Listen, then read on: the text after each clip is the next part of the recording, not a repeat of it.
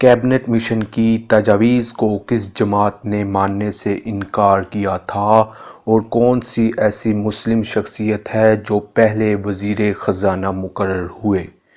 3 جون 1947 کا منصوبہ کیا تھا اور قائد اعظم نے اپنی خلف برداری تقریب میں پاکستانی قوم سے پہلا خطاب کیا کیا؟ دیکھیے سنیے جانیے میں پاکستان کی تاریخ کی سیریز میں ہم آپ کو یہ بتائیں گے اور دکھائیں گے۔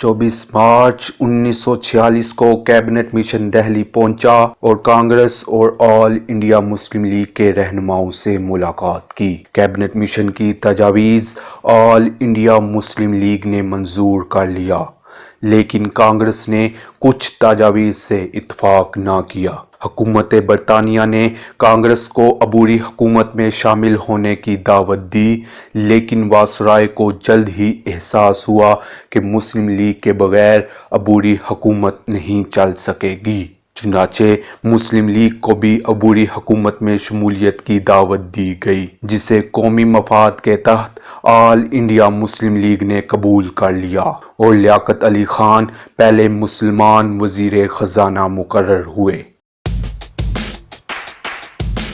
مارچ 1947 میں لارڈ ویول کی جگہ لارڈ ماؤنٹ بیٹن نے وائسرائے کے عہدے کا چارج سنبھالا۔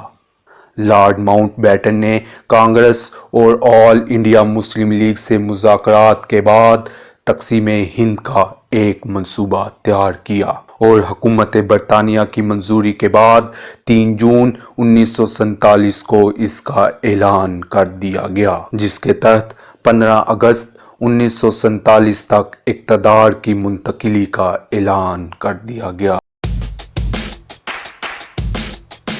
3 جون 1947 کے اعلان کے بعد 20 جون 1947 کو بنگال کی اسمبلی نے پاکستان میں شامل ہونے کا فیصلہ کیا۔ 26 جون 1947 کو سندھ اسمبلی نے پاکستان میں شمولیت کا فیصلہ کیا۔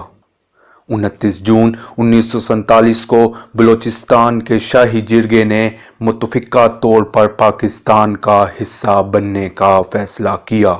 6 جولائی 1947 کو صوبہ سرحد میں ریفرنڈم کے ذریعے عوام نے پاکستان کے ساتھ شمولیت کا فیصلہ کیا۔ نئی سرحدوں کے تعین کے لیے مسٹر ریڈ کلف کو مقرر کیا گیا، جس نے سرحدوں کے بارے میں جو حد بندیاں کی وہ جغرافیائی اور سیاسی سماجی حالات کے برخلاف تھیں۔ 7 اگست 1947 کو قائد اعظم اور 13 اگست 1947 کو viceroy Lord Mountbatten Karachi پہنچے۔ 14 اگست 1947 کو لارڈ ماؤنٹ بیٹن نے باضابطہ طور پر قائد اعظم کو نئی مملکت کے اختیارات منتقل کیے۔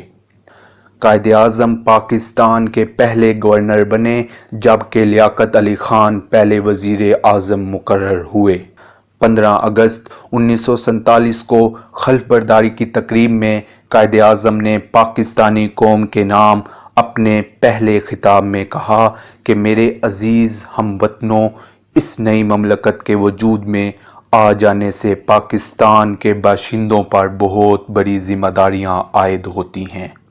اب انہیں ثابت کرنا ہے کہ ایک قوم جس میں مختلف عناصر شامل ہیں آپس میں مل جل کر صلح و آشتی کے ساتھ رہتی ہے اور ذات پات کی تمیز کے بغیر اپنے تمام شہریوں کی فلاح و بہبود کے لیے کام کرتی ہے۔